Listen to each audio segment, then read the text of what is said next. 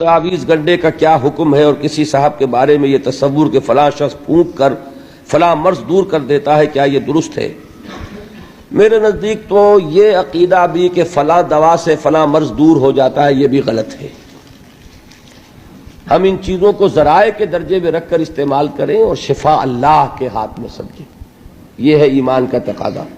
بہتر سے بہتر دوا بھی شفا نہیں بخش سکتی جب تک کہ اللہ کا اذن نہ ہو، اور اللہ تعالیٰ شفا دے سکتا ہے بغیر کسی ذریعے کے، اس کا اختیار مطلق ہے۔ یہ تو ہے ایمان کی بات۔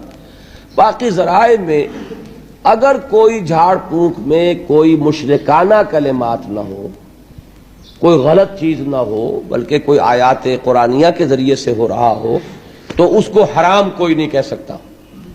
البتہ توکل کے بارے میں حضور نے متوکلین کی صفات میں یہ فرمایا ہے، لا یرقون ولا یسترقون، نہ وہ جھاڑ پھونک کرتے ہیں نہ کرواتے ہیں، وہ اللہ پر توکل رکھتے ہیں۔ دوا کا جہاں تک معاملہ ہے، دوا ہے سنت، دوا کرنا سنت ہے، لہذا دوا جو ہے عام جو یعنی طبیب کی دوا، ڈاکٹر کی دوا، وہ علیحدہ شے ہو جائے گی۔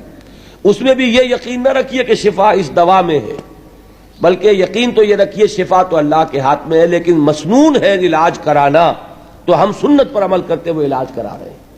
لیکن چونکہ جھاڑ پھونک کرانا حضور سے ثابت نہیں، لہذا وہ جھاڑ پھونک جو ہے وہ تو اس زمرے میں نہیں آئے گا۔